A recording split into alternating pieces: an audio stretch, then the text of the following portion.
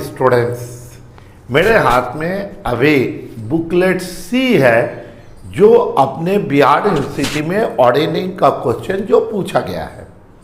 अब इसके आंसर्स आप लोगों ने बहुत डिमांड किए हैं कि इसके एक्चुअल आंसर्स क्या होंगे, तो हम बुक कोड सी को अभी आंसर की बताएंगे जो मेरे हिसाब से हम वहाँ टिक मार के आते हैं।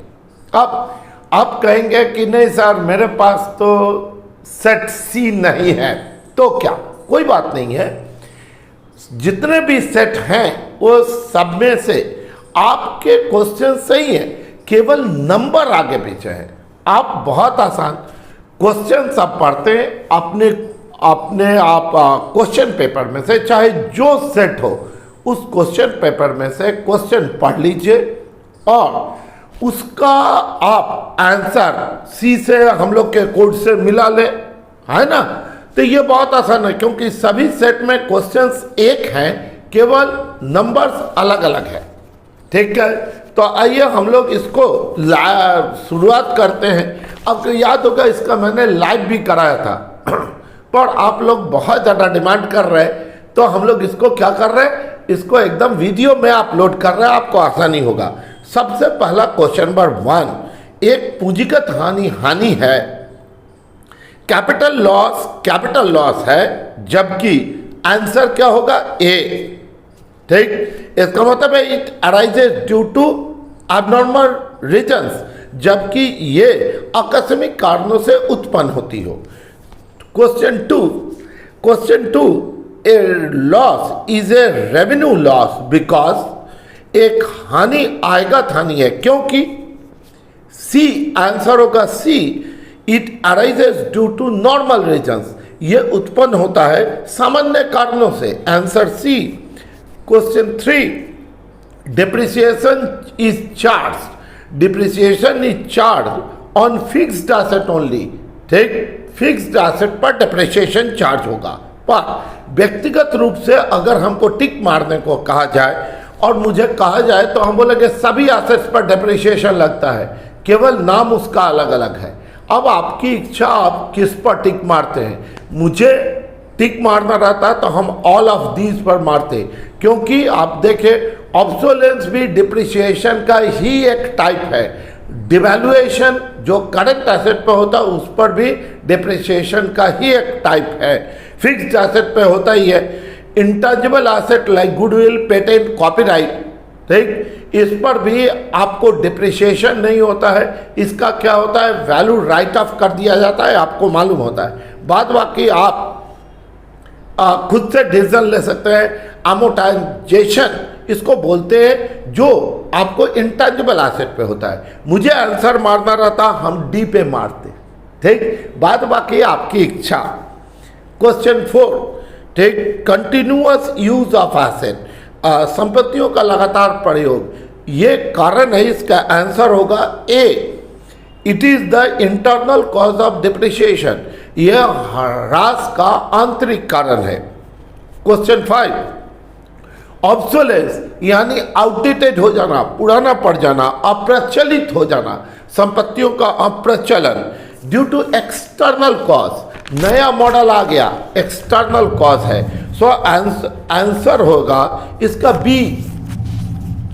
अच्छा, question 6, destruction of vouchers by an auditor, एक ऑडिटर, एक अंकेक्षक के द्वारा प्रमाणकों को नष्ट करना, ये क्रिमिनल लायबिलिटी है, आपराधिक दायित्व है। ठीक, आंसर होगा बी, आप डॉक्यूमेंट्स को बर्बाद कर दे रहे हैं, नष्ट कर रहे हैं, तो क्रिमिनल लायबिलिटी कहलाएगा ऑडिटर का। Question 7, to present doubtful date report knowingly is, जानबूझकर कपटपूर्ण प्रतिवेदन देना, यानी ऑडिटर अगर जानबूझकर कोई डाउटफुल रिपोर्ट देता है तो क्रिमिनल लायबिलिटी होता है, अपराध दायित्व, तो answer will be A. Question 8, liability of honorary auditor is, honorary auditor कौन है, जो बिना पैसा लिए हुए आपके लिए गुड फेथ में, फ्रेंडशिप में आपका ऑडिट कर देता है, ठीक, बिना परिश्रम में के अंकेक्षक का दायित्व। तो समान होगा, आंसर होगा C, as the liability of general auditor. जैसे जनरल ऑडिटर का लायबिलिटी हो वैसे ही उसका भी होगा। पैसा नहीं लेते ही था, आपका अपना मन का ना बात था, तो कानून ये नहीं फर्क करती है। आंसर विल बी 8 का C. Question 9, the liability of assistants negligence, ठीक, सहायकों की लापरवाही का दायित्व। तो आप ऑडिटर हैं, आपका जूनियर असिस्टेंट लापरवाही किया तो आपकी लापरवाही होगी। So auditors liability, answer will be A. Question 10, before commencing the audit work a company auditor should, अंकेक्षण का कार्य प्रारंभ करने से पूर्व एक कंपनी को करना चाहिए उनमें से सभी, ऑल ऑफ दीज, उसको नियुक्ति संबंधी जांच कर ले, संस्था की प्रकृति का अध्ययन कर ले, वैधानिक प्रलेखों का निरीक्षण कर ले। सो ऑल द अबव, सभी को कर लेना चाहिए, उसको अपना क्लियर कट होकर तब आगे बढ़ाना चाहिए। सो 10 का डी। 11, ठीक है, वेस्टिंग एसिड, बार बार अपने को मिला है क्षयशील संपत्तियां, तो कोयले की खान है, coal mines, answer will be A. Quoted price is related with shares, so answer will be B. Question number 12 का बी। क्वेश्चन नंबर 13 है स्क्रैप वैल्यू, रद्दी जिसको बोलते हैं हम लोग, रद्दी वैल्यू, या इसको रेसिडुअल वैल्यू भी इंग्लिश में बोलते हैं। अवशिष्ट मूल्य, that is related with plant and machinery, fixed asset के साथ होगा, answer A 13। Question 14, the average profit method is concern with, average profit method किस चीज के लिए होता है? तो स्वाभाविक है साहब, गुडविल के वैल्यूएशन के लिए, ख्याति के मूल्यांकन के लिए। Answer will be B. Question 14 का, अच्छा बी। क्वेश्चन 15, ठीक है, लागत मूल्य या बाजारू मूल्य, जो दोनों में कम हो उस पर स्टॉक का वैल्यूएशन होता है। कॉस्ट प्राइस और market price, which ever is lesser on that price stock is valued. So answer will be 15 का आंसर ए। आगे बढ़े 16, ठीक है, 16 provision is made for specific purposes, प्रावधान या आयोजन किसी विशेष उद्देश्य से किया जाता है। ए 16 का ए। 17 का revenue reserve is made for general objective, general purposes के लिए, सामान्य उद्देश्यों के लिए। 17 का ए। 18 का सिंकिंग फंड स्पेसिफिक पर्पस के लिए होता है। क्वेश्चन नंबर 18 का ए, विशेष उद्देश्य और आपको ऋण शोधन कोष, अगर आपको पूछना जानना है तो आप कमेंट बॉक्स में जाकर कमेंट कीजिए, हम आपको जरूर वीडियो के माध्यम से या आप मेरे नंबर पे व्हाट्सएप कर सकते हैं। ऋण शोधन कोष स्पेसिफिक पर्पस, ऋण को चुकाने के लिए किया जाता है। सो 18 का आंसर क्या होगा? ए। 19 ऑडिट ऑफ सोल ट्रेडिंग, तो एकाकी व्यापार का अंकेक्षण वॉलंटरी, एकाकी व्यापारी चाहे तो कराए चाहे तो ना कराए, तो voluntary answer will be B. 19 का बी। 20 का ऑडिट ऑफ पार्टनरशिप वॉलंटरी होता है, so answer will be A. Highest price in FIFO method, first out method, first in first out इसको कहा जाता है। फीफो मेथड, जब प्राइस बढ़ता है ना तो ये मेथड सबसे उचित होता है। Higher the price first out, so 21 का आंसर होगा ए, जब सामग्री का मूल्य बढ़ रहा हो। अब क्वेश्चन 22, इंट्रिंसिक वैल्यू, आंतरिक मूल्य, आंतरिक वैल्यू शेयर के वैल्यू से होता है, इसका एक कैलकुलेशन होता है, तो कैलकुलेशन करके शेयर का आंतरिक मूल्य निकाल लिया जा सकता है। आंसर विल बी सी, आप बीकॉम पार्ट 2 में पढ़ेंगे भी। 22 का सी। 23 का an expenditure is a capital expenditure, ठीक, तो ये एक पूंजीगत व्यय होता है। क्यों? Answer will B D, that is यह भविष्य के लाभ से संबंधित होता है। It is related with the future income, so answer will B D. 24 an expenditure is a revenue expense, revenue expenditure, क्योंकि ये चालू वर्ष के अवधि के लाभ से संबंधित होता है, ठीक। It is related to the benefit of the current year, so answer will be A. 25 a receipt in a capital, a receipt is a capital receipt, एक पूंजीगत प्राप्ति है क्योंकि it is related with fixed asset, ऐसा हम बोले। दूसरा बहुत लोग बोल सकता है कि when the amount is large, ये भाई ये थोड़ा सा ऐसा एक आंसर होगा जिसमें कि मैन टू मैन, आदमी आदमी अलग अलग सोच रख सकता है। मेरे हिसाब से आंसर होगा सी 25। 26 examination of voucher comes under the scope of vouching, ठीक है। वाउचर का चेकिंग कहाँ होगा? वाउचिंग में होगा। सो आंसर विल बी 26 का आंसर बी, प्रमाणकों की जांच प्रमाणन में होगी, ठीक है, बी। अब ये 27 under the vouching checking is done, प्रमाणन के अंतर्गत अंतर्गत जांच की जाती है प्रारंभिक लेखा पुस्तकों की, primary books of original entry. Answer will be A. 28 ये जे.आर. बैटली बॉय, ये दिग्गज व्यक्ति रहे थे जिन्होंने ये आंसर, ये डेफिनेशन, ये परिभाषा दिया था। सो आंसर विल बी ए। 28 का ए। 29 का every voucher should be signed by, ठीक, रेस्पॉन्सिबल ऑफिसर। वो रेस्पॉन्सिबल ऑफिसर अकाउंटेंट भी हो सकता है, मैनेजर भी हो सकता है। मुझे आंसर मारना रहता, हम आंसर मारते सी, उत्तरदायी उत्तराधिकारी अधिकारी के द्वारा। 29 का सी। 30 गुड्स रिटर्न बाय कस्टमर, बहुत अच्छा, दोनों खातों में, सेल्स रिटर्न बुक में भी होना चाहिए, स्टॉक में भी होना चाहिए। आप अकाउंटिंग इक्वेशन पढ़ के आते हैं, लेखांकन समीकरण, और जर्नल भी पढ़ के आते हैं। Sales return account, debit to customer, stock में पढ़ गया, और सेल्स रिटर्न बुक पढ़ गया। तो आंसर विल बी सी, दोनों खातों में। तो आंसर सी होगा। 31 का in sole trading appointment of auditor, sole proprietorship में अपॉइंटमेंट कैसे होगा? एग्रीमेंट के माध्यम से, समझौते के आधार पर। Answer will be A. 32 same है, पार्टनरशिप में एक अंकेक्षक की नियुक्ति कैसे होगी? तो एग्रीमेंट के बेसिस पर आपको ऑडिटर और पार्टनर दोनों मिलकर एक एग्रीमेंट करेगा साहब, बात खत्म है ना। तो 32 का ए। 33 का यहाँ हिंदी में प्रिंटिंग में सुधार चाहिए। Government, the appointment of government company auditor, ठीक है, सरकारी कंपनी का अंकेक्षण, स्वाभाविक है, सेंट्रल गवर्नमेंट, ठीक है। Answer will be C. 34 A. 139, ठीक, किस कंपनी अंकेक्षक की नियुक्ति किस धारा के अंतर्गत होती है? 139 के अंतर्गत होती है। Answer will be A. 36 answer will be 142 B.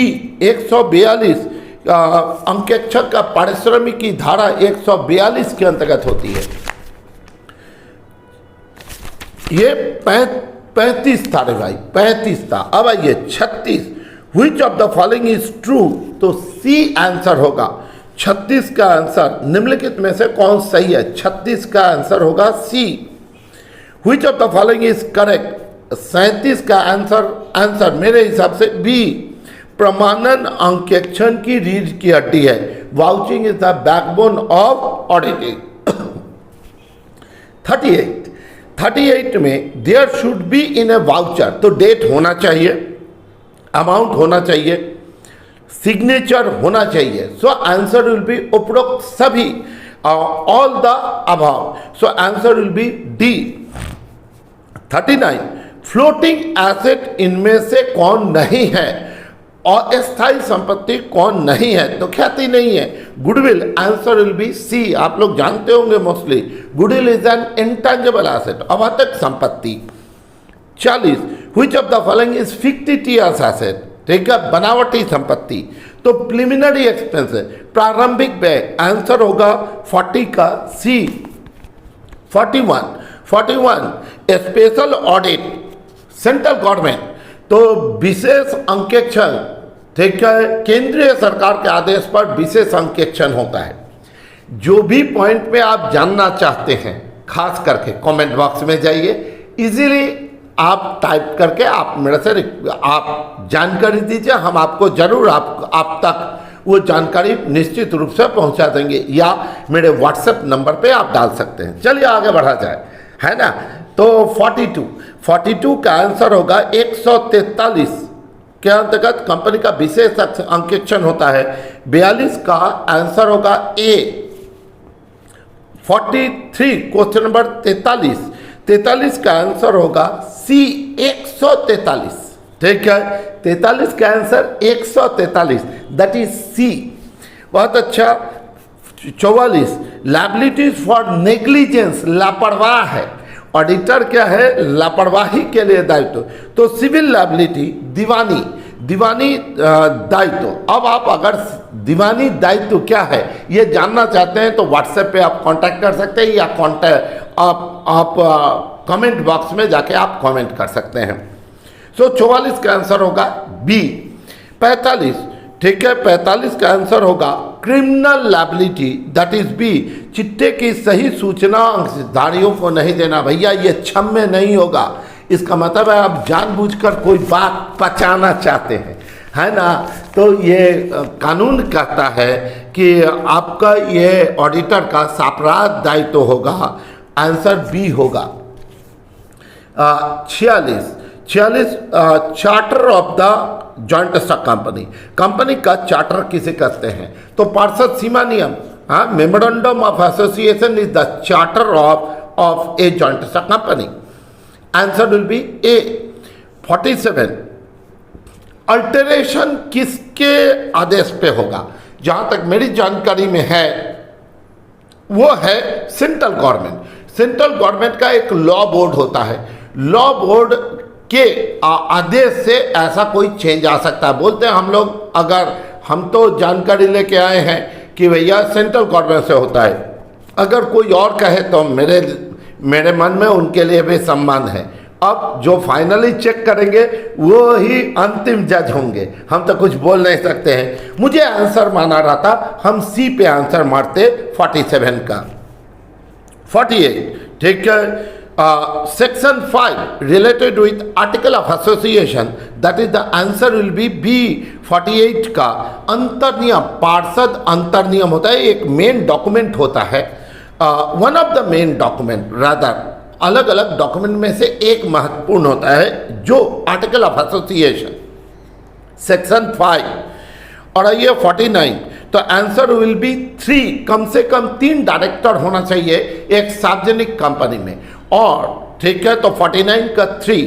और प्राइवेट कंपनी में कम से कम 2 डायरेक्टर होना चाहिए, ठीक है। इसका मतलब 50 का आंसर होगा ए 2। Generally auditing is not necessary for a small trading, ठीक है। Legally it is not necessary, कानूनन यह वैधानिक रूप से अनिवार्य नहीं है। 51 का आंसर होगा ए। 52 an auditor is a watch dog, ये क्या है? पालतू कुत्ते की तरह है, जो केवल यह सुनिश्चित करता है कि मालिक सुरक्षित रहे, है ना। सो इसको वॉच डॉग बोलते हैं। तो 52 का ए। 53 audit of public company, compulsory public company, सार्वजनिक कंपनी, आप जानते होंगे निजी कंपनी और सार्वजनिक कंपनी दोनों ही प्रकार की कंपनियों के लिए अंकेक्षण क्या है? अनिवार्य होता है। So compulsory, so answer will be C. Audit of a trust, ठीक है, प्रन्यास, ठीक, ट्रस्ट का ऑडिट। आप ट्रस्ट जानना चाहते हैं, मुझे खुशी होगी आपको बताने में, तो कमेंट बॉक्स में जाइए या व्हाट्सएप कीजिए। सो कंपल्सरी होता है, ठीक है। सो आंसर विल बी ए। 54 का ए। 55, ठीक है, कोऑपरेटिव, सहकारी संस्थाएं, ठीक है, सहकारी संस्थाओं का भी ऑडिट आपको कंपल्सरी होता है। 55 का आंसर होगा बी। उसके बाद देखिए 56 बैलेंस शीट के अंतर्गत क्या किस चीज का ऑडिट होता है। जाहिर सी बात है चिट्ठा अंकेक्षण में क्या जांचें होती है आप जानते हैं, एसेट और लायबिलिटी का होगा। So answer will be C. ठीक, internal audit is done by आंतरिक अंकेक्षक, तो स्वाभाविक है ए सीनियर एबल और ऑनेस्ट एम्प्लॉय, अपने ही ऑर्गेनाइजेशन के लिए सीनियर योग्य और कर्मठ जो कर्मचारी हैं वही आंतरिक अंकेक्षण करते हैं। सो आंसर विल बी ए 57 का ए। 58 before the audit of new institution, एक नया आपको संगठन का आप ऑडिट करने जा रहे हैं तो आपको स्वाभाविक है सभी बातों को ध्यान में रखना होगा। क्या कार्यक्षेत्र का निर्धारण कर लिया जाए, आप कितना चेक करेंगे, क्या करेंगे, संस्था का प्रकृति या स्वभाव क्या है, जरूर जानकारी चाहिए। ठीक है। सी लेखाकरण का पद्धति कौन सा अपनाया जाता है, अकाउंटिंग का कौन सा method, double entry system, single entry system, इसकी जानकारी चाहिए। सो आंसर विल बी डी, उपरोक्त सभी। सो 58 डी। 59 ऑल ऑफ दीज 59 का ऑडिट प्रोग्राम शुड बी अंकेक्षण कार्यक्रम होना चाहिए, लचीला होना चाहिए, स्पष्ट होना चाहिए, विस्तृत होना चाहिए, उपरोक्त सभी। आंसर विल बी डी 58 का। 59 का D.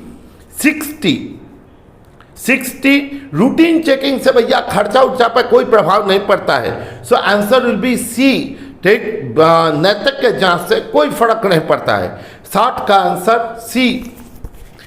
61 necessity every business accountancy, लेखाकरण नहीं होगा तो हिसाब किताब कैसे जांच होगा भाई, तो आंसर क्या होगा बी नेसेसिटी, आवश्यकता। 61 का बी। 62 ह्यूमन मेमोरी, स्वाभाविक है आदमी को याद रखने की क्षमता सीमित है ना रे भाई, ये तो सब कोई जानता है, limited. Answer will be B.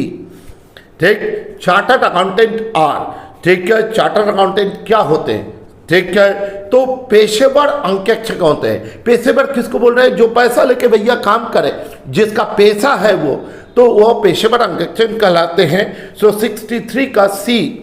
64 technical knowledge of auditing का टेक्निकल नॉलेज सीखा जा सकता है ना, तो तकनीकी ज्ञान होता है उपार्जित, सीखा जा सकता है, acquired, B.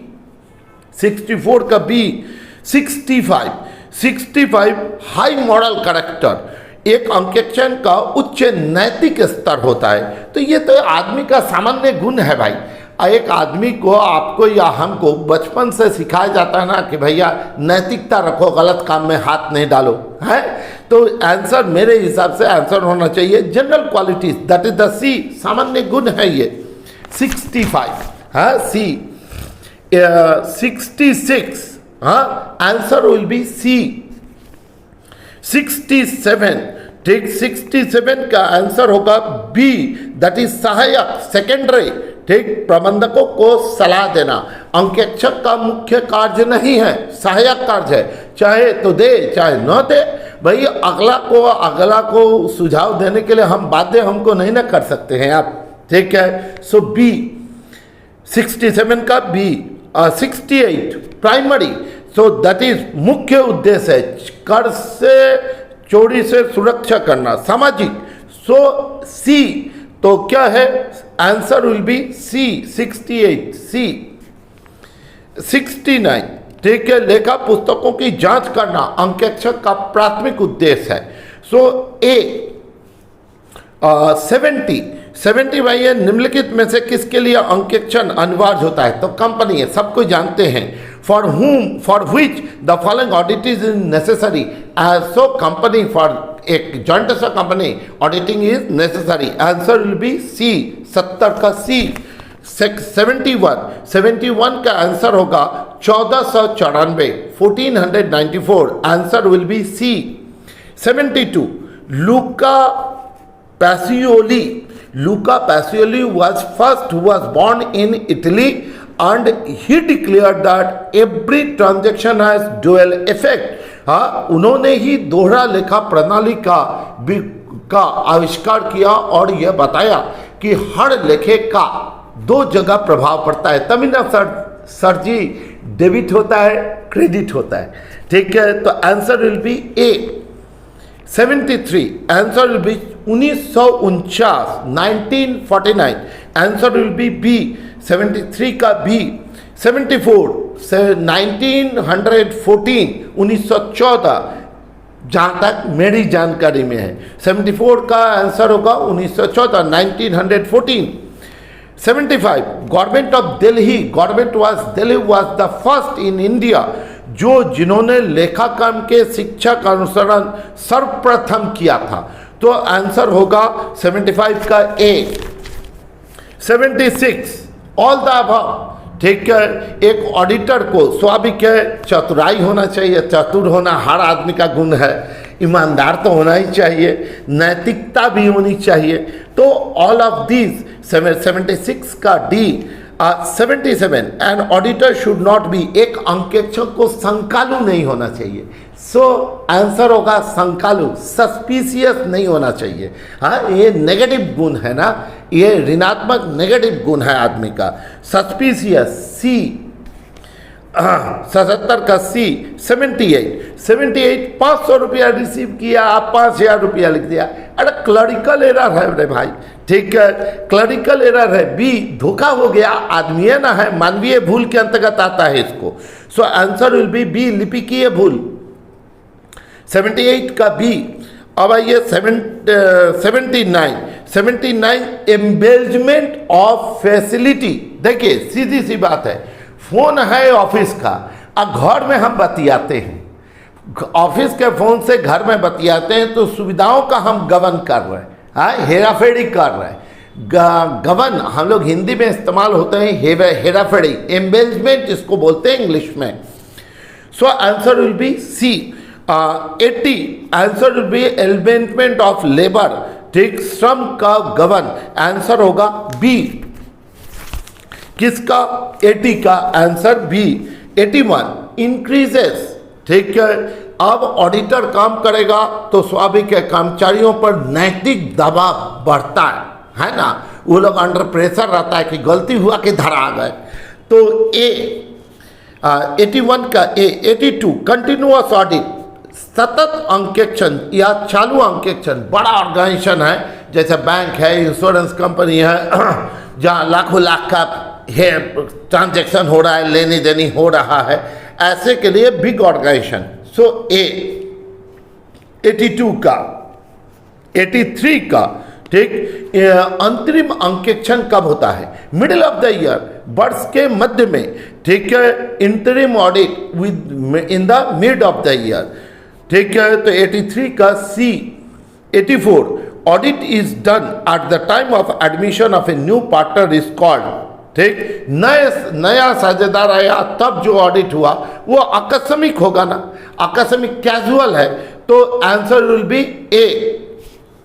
85 under management audit, प्रबंध अंकेक्षण के अंतर्गत जांच होती है, तो क्या होती है?